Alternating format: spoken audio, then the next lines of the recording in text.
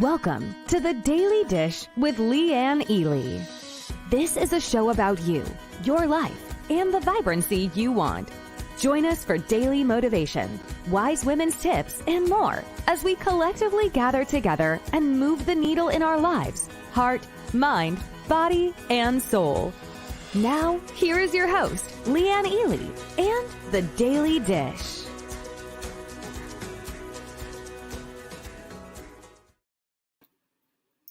Hello, it's Monday. Aren't you so glad? Motivational Monday is always my favorite day. Well, I say that always, but you know how it is.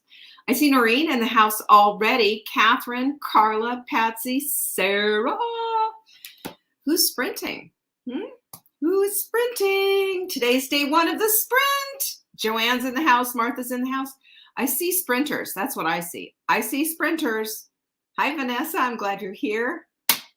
So don't forget, post it day one. Here I am. And I know Amber's put, she's got a post that you can just post under, or you can go in, you can put a selfie out and say, here I am, day one.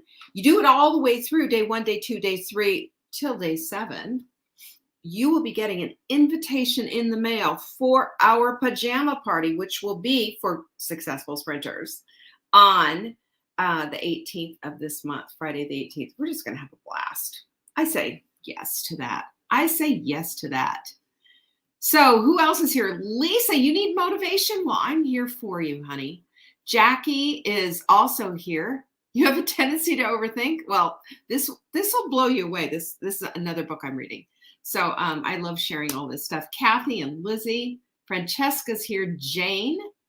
Love those puppies. I forget who you are. I love those puppies. Lisa, is that who that is?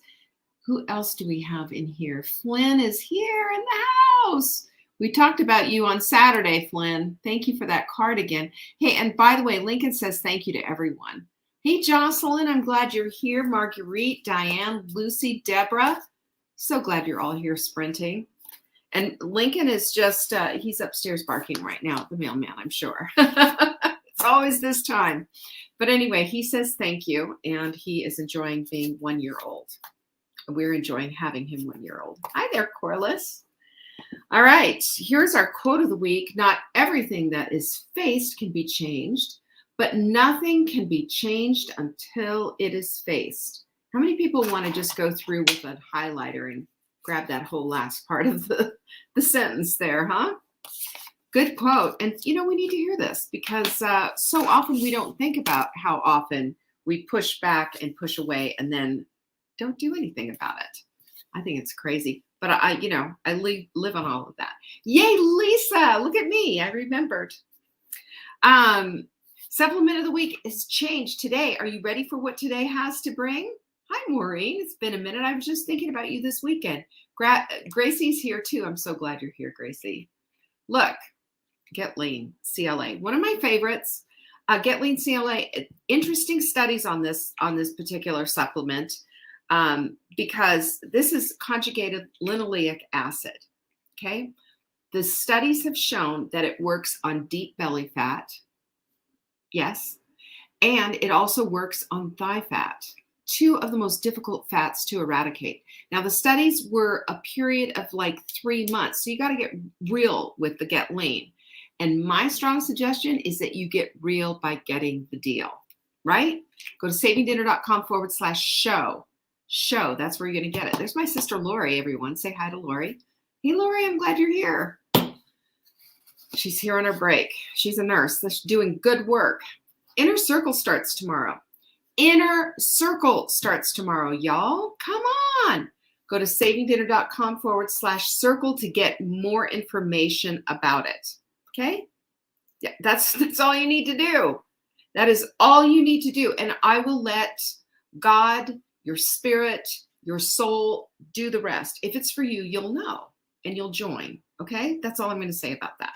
We had a few people who joined this weekend, and I noticed that. I just was like, you know what? That's what they're doing. Alice is in the house, y'all. Alice is here because she wants to get down and get busy and have some fun. We also have Q&A on Friday. Don't ever forget about that, because this is how you get your questions answered. You can just send in your messages to support at savingdinner.com. Question for Leanne on Friday, and there you are, right? There you are, all set up and ready to go. Our text messaging. Well, let me just tell you something. Lincoln started quite a little thing. Was his cartoon, was that not the cutest picture of him in the little text message on Saturday? Well, I'm telling you, that's what you need to do, is get on our text message list. This is how you get info on all the fun things that are happening. She's listening while she's driving. I love that. Thank you so much for doing that, Helen. It makes me feel special. All you have to do is open up your text message application on your phone. Then you're going to put this phone number into the message place where you would normally put a friend's name, right? So you put in this phone number, 855-960-3720. And in the message part where you'd usually say, hey, what are you doing? You just put the word join and do it all in caps. And there you go. You've joined. Well, actually, no, they'll send a message back and it says, are you sure you want to do this? Y or N? Just say yes, say Y. That's all. You have to say yes to confirm or you won't be in. Angie knows this. Deborah, does Marla sell your products? Nobody sells my products except Leanne. Leanne sells her products. Nobody else does. What else do we have? I think I've done everything. The sprint is starting. The quote of the week, the Q&A, the inner circle, text messaging. I said thank you to the Lincoln birthday thing. This Thursday we have a webinar. It's at 7 p.m. Eastern for the Get Strong, Be Strong webinar. And we're going to start on the 18th, I believe. Can't wait for that one. You know, I'm really all about this. Ask anybody who's a one-on-one client with me. You're over a certain age and you know what I'm going to do? I'm going to be all over you like white on rice, making sure that you are getting stronger. That's all. Making sure that you are getting stronger. Because here's what I know, that women of a certain age, especially postmenopausal women, even women who are starting to get into perimenopause, need to be absolutely 100% on making sure their muscles are strong and their bones are strong, because those two things go hand in hand. And I'm all about that. Physical fitness is like my jam right now. That's kind of my big focus for this year. And I invite you to go into the same space. It's interesting how all of this stuff falls together and how much how much everything bleeds into each other. This is what we want. There's a lot of serendipitous synchronicity. It is, it's true. It all works together. Patsy, look at, she's showing you muscle right there. What you need to do is go to savingdinner.com/strong. That's where the sign up is. And of course, it's always free. And you're going to want to be there. So there you go. Lucy had a new exercise. I had to wiggle under my bed to pull out my book. That's so much fun. It does. You know what? Jane says strength training is fun. She's right. Not only is it fun, but boy, does it feel good. It feels good. It's super empowering. It's a real head trip. So I strongly advise, I just bumped up my bicep curls. I am now doing 15s. Come on. I feel like, boom, strong. Here's my girl, Terry. Strong, strong. Anyway, today we're going to be talking about overthinking. I got a new book called Soundtracks. And this is by John Alcoff. And it's the surprising solution to overthinking. The surprising solution to overthinking. And you know, I really haven't thought about my overthinking. I just do it. Anyone else? Do you think about your overthinking or do you just do it? Well, I'm going to tell you right now that thinking about our thinking is something that we really need to do, but really specifically, it's the overthinking part. This is the part that holds us back in a huge, big way, And you know why it is what it is? It's because the baseline belief is that we think we have no power and no control over our thoughts. We think they just happen and they're just so random and we just have no power over them. They're just there. And that's not true. So here's a couple of things. I've said this just recently. I think it was like this weekend. I said this, like Mark asked me something. I said, sorry, I was lost in my thoughts. You ever said something like that? You just kind of go down the yellow brick road into your thought pathways and, let it go. let things fall where they may. You're just in la la land. You do that. I know you do that. I do that. And my thoughts got away from me is another thing you say, or I got carried away by a thought. So many times we say these different things as if our thoughts are coming into our lives, taking out guns, holding us to our heads and saying, we're going to hold you hostage and make you think these things. It is almost that way. But the plain truth is we don't think about our thinking in totality, do we? We don't. We simply pick up a thought every once in a while. We think, oh gosh, maybe I should flip that. But in totality, do we look at and think, well, what is my thought process all about? What am I thinking, really? And the reason that I'm bringing this up is because I think, in my opinion anyway, when we step back and do a big picture analysis, it's easier to see what's up than it is to try to figure out, well, what's off? I think it's a step back and look at the big picture instead of just saying, oh, it's just that one thing. No, it's not just that one thing. Oftentimes, these thoughts all kind of weave their way through and bleed into each other. And it's not just one thought that we need to flip. It's oftentimes a lot of different thoughts that we need to flip. And it's just the very way that we think and how we react to our thoughts that keep us in this place of just, here we go again, doing that same thing over and over again. So the way we think, according, and again, this book, I looked at this book. I also looked at A Liberated Mind and a couple of websites and stuff, just thinking about this whole concept of overthinking, because I know you do it. I do it too. We just do. It's easy, like I said, number one, it's easier to give a big picture analysis than it is to try to figure out what's what, because the big picture analysis will show you perhaps like this glaring thing.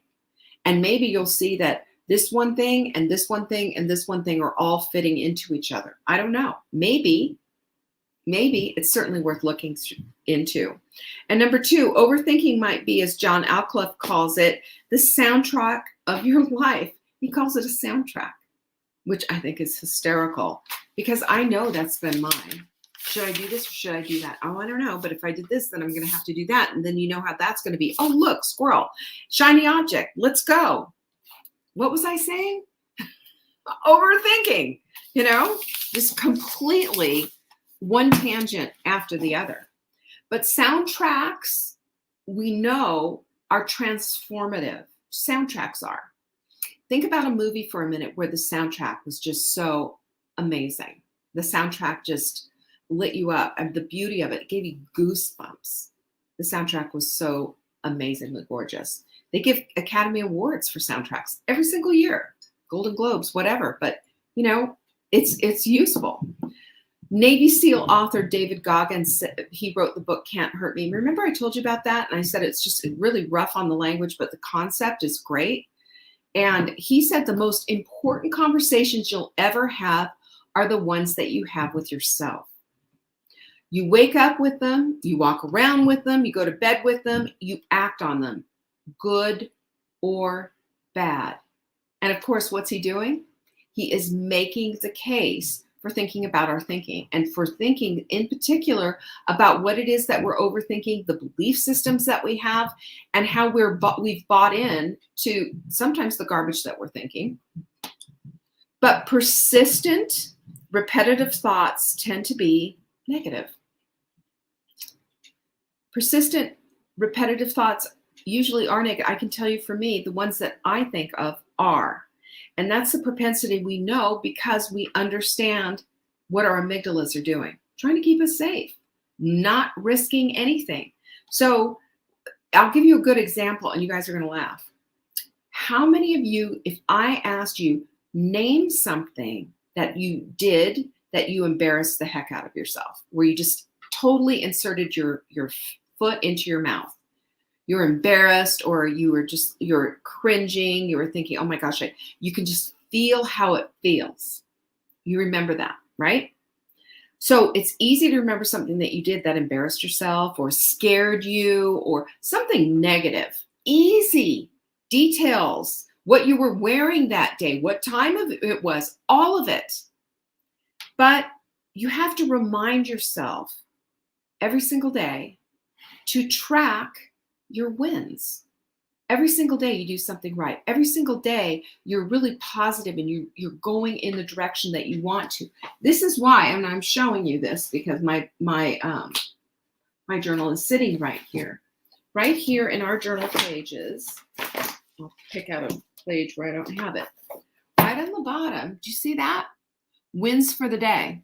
And the next version, we're going to have this even more prominent. Do you know why it's there? Because I want you to remind yourself that every single day you do something right. Every single day you are on a positive track towards something. And if that can be our focus, oh boy, would we just not go through these mountains just so easily and quickly? But we get lost in this stuff because this is, we have to remind ourselves about our wins. It's easy to forget. I look back in my journal and I'm reading these wins and I'm going, I don't remember that. I don't remember that. But I've got them in there. But I can tell you in detail about the time I went to communion with toilet paper stuck to the bottom of my shoe, walking up the aisle. Oh, I could tell you all about that. Right? I remember that. So that's just how our brains operate. And it's an overthinking mechanism that does it. Because you don't think about it one time, do you? No. This is on repeat. It's like a hamster wheel of embarrassment or of shame or whatever it is, whatever that thought is that comes back to remind you over and over and over again. Because this is the deal. The brain in its natural habitat with the amygdala firmly running the show would have it be that negativity would happily reign supreme forever and ever, amen, in your head. That is, if you let it. It's just how it's built. It's how it's meant to function. This is what kept us getting eaten, way back when. But I have to say a second thing because I think this is really going to help put it into perspective because I just want to acknowledge this. Nobody wants that. We know that you don't. I know that you don't want that. I don't want it either. But it just shows up like a little negativity soldier reporting for duty, sir, or ma'am. Here I am. Here's your nasty little thought for the day. Oh, here's your reminder that you did all of this stuff wrong, forgetting about all the good stuff that you've done. That is what overthinking does. It brings out the negativity. It searches for it like a heat-seeking missile. Negativity. Roy Baumeister, who is the author of The Power of Bad, How Negativity Rules Us All and How We Can Rule It, says, listen to this, there is no opposite of trauma in the English language. Think about it. There is no opposite of trauma. And we know what trauma is. Trauma is an incident that will come back on repeat and remind us of something where we felt helpless or frightened or both or a lot more negative things. We know what trauma is. Even a long-term trauma or a traumatic event or whatever, we get it on the trauma. But there is no opposite of trauma in the English language because no single event can have a lasting impact. That's why we don't remember our wins. And that's why we remember the one time that we had toilet paper on our shoe when we were walking up the aisle for communion. I remember what I was wearing. I remember I had pantyhose on. I remember all of it. I remember it all. So that's how they tend to just pop up. He says you can recall happy moments, but it's the involuntary moments that tend to pop up and they're genuinely negative. It's involuntary memories is what these are. And they just pop up randomly out of the recesses of your brains. So what's really interesting though is that as we overthink, our brains tend to get a little creative. All right. This is where it gets weird, you guys. This is the research part. They find over years that initial memory, there's three things that we need to talk about. The initial memory. One is we lie about those memories. Now, hold on, just hear me out. I'm going to go through all of them. Number two is we confuse fake trauma with real trauma. Okay? Again, I'll go through it. And three is believing what it already believes. In other words, believing what your brain already believes. Spoiler alert, we're talking confirmation bias, right? Malcolm Gladwell, he wrote, oh gosh, what was the name of the book that he wrote? I can't remember the name of the book. I've got it here somewhere. He says, he calls them flashbulb memories, all right? What he says is that the details have a tendency to morph. And they did this whole research study that is so many, that it's just fascinating. So here's what they did. They took a college class of students and they said, tell us about your memories about 9/11. And they had them write them out, handwritten out, blah, blah, blah, blah, blah, blah, blah. This college freshman. Junior year, they asked them the same question. So 3 years later, and they asked them, and very specific, like, where were you? What were you doing? What do you remember the most about this particular incident? Because we all remember 9/11, right? We all remember where we were, this, that, and the other thing. Well, what they found was 60% of the students, even the location of where they were at the time changed. The details changed. They morphed. And even when they sat down with the college students and they said, well, here's the paper that you wrote in your freshman year. Here's the paper that you wrote your junior year. And they'll look at it and they'll go, yeah, well, my handwriting sure looks the same, but it's actually, this is the story. I don't know why I would lie about it or change up the details. And what they're saying, though, is that we just do that. It's a natural morphing of the details. And it's confusing, right? So, but the same thing with trauma. The University of Michigan found that social rejection acts the same way in our bodies. In other words, something that you and I might think, no big deal. Your 16-year-old gets rejected from eating at the cool kids table at school. All of these emotional chemicals happen, that the same chemicals leak out of your body, into your body, I should say, that are the same thing as trauma. So those traumatic moments that your teen or even your younger kids, and you're thinking, that's no big deal, get over it. Let's, onward and upward. Well, they're going through it just like a traumatic event. Think about that for a minute, think about that. I remember how many times I've just like, to my kids, when for them, it was a great big deal because that's what they were experiencing. We only experience, we experience. It's crazy.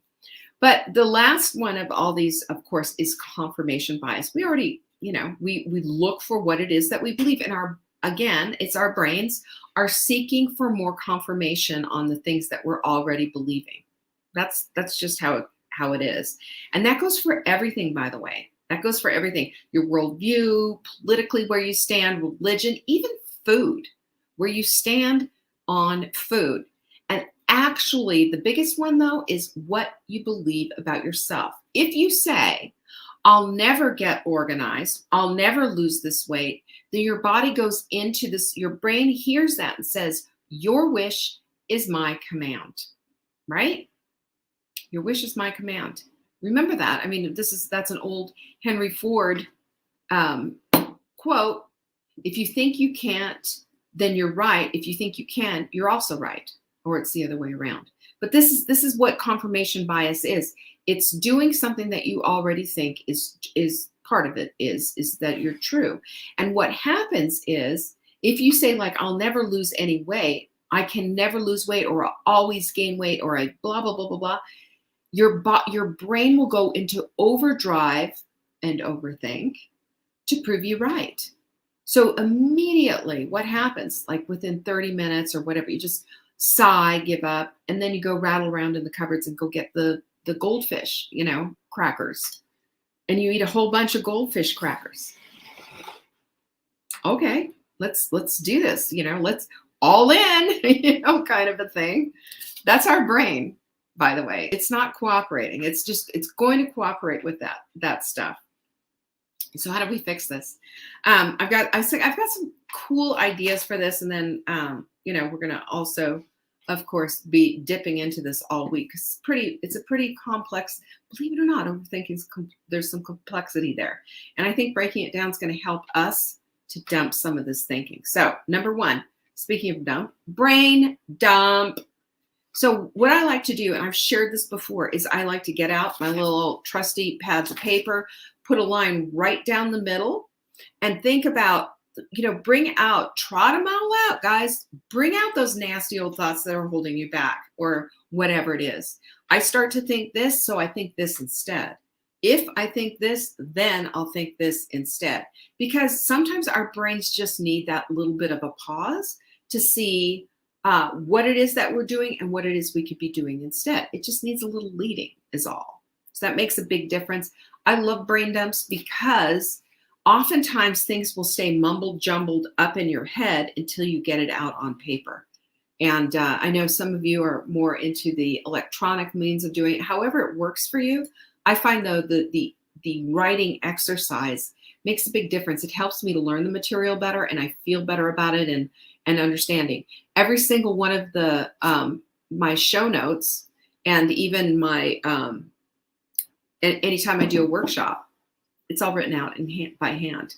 I've got stacks and stacks of all of these yellow pads with my notes in them. It helps, though, because it brings the concepts out and helps you to think about them. And it's connection to them. I mean, it's scientific proof. When you've got your thumb and a opposing finger here, just, writing things out, it's a direct connection to the brain. Number two is to create strong counter intentions.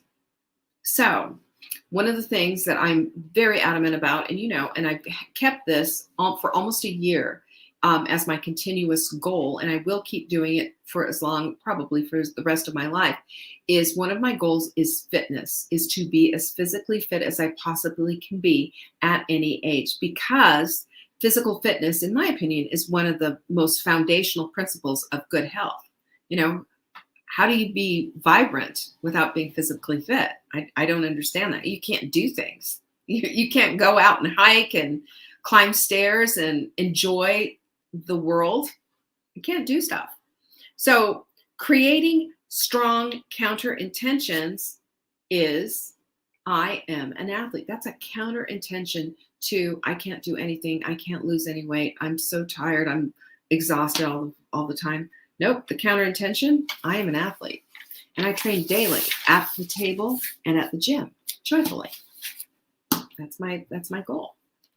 Number three, look for space to create possibility. I love this one. Roy Bennett, the author of The Light in the Heart, says this, get it. Time doesn't heal emotional pain. You need to let it go. So often we're told that time heals all wounds. What complete garbage is this? What is that not crap? It's complete garbage. So what do we need to do? And sometimes we need to practice letting it go. And sometimes we bring it back, don't we? We say, okay, I'm just going to let that go. And then it keeps coming back. And I think that the anecdote, if you will, for this whole thing is to radically accept that it's something that has happened. And now we can radically let it go. That's all we can do with it. I think when we get to that place of acceptance like that, that's when we stop the overthinking of it. And then it starts to just become another worthless thought that doesn't help us out. Number four is to take inventory and think again about your thinking. What do you believe about your possessions? A few of you have talked before about, I'm trying to declutter, but I'm having a real hard time with, or it's taking forever, or stuff is just sitting there because you don't know what to do with stuff, right? Well, that's because you have a belief formed around those possessions. It could be scarcity based, like if I give this away, I'm going to need it. Or it could be something, well, that, it reminds you of your mother, or, something, or has high value and therefore, or you grow up in a home where they never threw a thing out, and keeping things was a sign of intelligence because you never know when you're going to need something. I don't know. We all have beliefs though around certain things. So what is the belief about your home then? What do you believe about your home? Should it be a sanctuary, a storage facility? Should it be, should it serve you? Should it bring you joy? Or is it just merely a roof over your head so that you're not out in the elements? You have to answer these questions. I can't answer them for you. What about your habits? What are your beliefs about your habits? Your habits just happen, or they're intentionally formed, or you can't control it, like you're, closet smoking, or closet drinking, or gambling, or some, destructive habit. What about those habits? What about them? Go through it and maybe look at even your obligations. Look at your goals. Look at your relationships, your commitments, your values. Everything is worthy of evaluation. Absolutely everything. And this is not so that you can judge yourself. This is so you can figure out, does this fit? Is this appropriate for where it is in my life right now? Is this serving me? Is it serving the people around me? Is it loving? Is it kind? Is it generous? Think about it. I don't think we think about those things very often. And I think this is something worthy of our time rather than the same old thing over and over again. Aren't you exhausted from that? And bored to tears? Oh my gosh, do I really have to go to the trauma place? Absolutely not. Excuse me, I've got something in my mouth. Number 5 is to write out your inventory and beliefs and redline 20 to 30% of it. This would be a fun exercise. Think about it right now. So you go through and you can say, what I believe about my house is I believe that it should be a beautiful place. It should be a sanctuary. It should be, I should be able to invite people over and have a good time and dinner parties and all of this. And it's not doing that. So in order for me to have that, I'm going to have to change my beliefs about this and my possessions and what I believe about my home in general. Think about that. That's very strong and very powerful. And remember last week we talked this, not that. We talked contrast. Your brain gets contrast. Your brain sees black and white really easily. As a matter of fact, newborn babies, that's why we give them all those black and white toys. It's the first thing that we're able to do, the differentiation between the two. That's why we do this with our thoughts. That's why we contrast these things. That's why sometimes we even do ridiculous contrast so we can grasp the principle of what's important about the whole thing. So if you write it all out and you go through and you go, no, I don't, nope, that's not serving me. That's not what I want anymore. Get rid of it. You can do that at any point. You can do that. Even if you're still kind of grappling with an old belief about it. Like, for example, maybe you're running around with your mother's belief that came from her grandmother, that came from her great-grandmother. Like, oh, we never throw anything out. I remember my grandmother had this ball of not foil. She had rubber band ball, with all these. She wouldn't throw a rubber band out to save her life. She was born in 1900. So, she went through some stuff. She was an immigrant from Ireland. She had this whole thing. So I understand that. And then my mother was kind of like that. And then she finally was just like, nah, I don't want all this crap in my house, and got rid of it, So it's just what belief serves you and what belief doesn't. Because we are not able to leave our thoughts to chance. You know what that's like doing? That's like saying to your toddler, hey, here are the keys to the car. Go gas up the car. We're going to go run errands. Why don't you go gas up the car? Mom's going to go take a shower. Would you do that? Of course not. We don't give that kind of responsibility to a toddler, but we allow our brains to run haphazard, like out of control toddlers all over the place, gassing up our car. taking us wherever it is or wherever they want to go. There you go. Plastic bags. Your grandmother had hundreds. I know people who still do. It's like, get rid of them. Well, I don't want them to go in the landfill. Is your home a landfill? What are we going to do with them? You solve the problem. You stop taking plastic bags and start taking your own bags and recycle them and keep them in your car. Hello, problem solved. Easy. It's what most of us are doing nowadays anyway. But our soundtracks, as John Alclough says, are one of the most persuasive forms of fear on the planet. He's right. Because the more you listen to it, the more easy it is to believe it. It's very persuasive. So I'm going to leave you with this last quote from John. And again, this book is called Soundtracks, The Surprising Solution to Overthinking. If you can worry, you can also wonder. If you can doubt, you can also dominate. If you can spin, you can also soar. And I want you to think about this. This is what your brain does. Your brain wonders, your brain doubts, and your brain spins in circles. But you can also instead flip it and wonder. You can flip the doubt to dominate, and you can also soar. And tomorrow we're going to talk about this, the soundtrack and everything more, because there's so much more to all of this. Never thought of it in this way. Great book, by the way. Highly recommend it. And it will go, like I said, we're going to go all through it this week. It'll be fun. All right, don't forget, put Thursday on your calendar for the Get Strong, Be Strong challenge that is coming up. The webinar is going to be this Thursday so that we can start on the following 18th, okay? So we've got about an 8-day grace period between then and there. In the meantime, we're sprinting. We are sprinting with all of our might. Don't forget to post in the group and all of that. We have the slumber party. It's going to be a blast because we always have a good time together. So again, saveyourdinner.com/show for Thursday's webinar at 7 p.m. Eastern. Sign up. Even if you can't make it, we'll send you the replay. All right. Thanks so much for joining me today. Peace be with you. Bye-bye.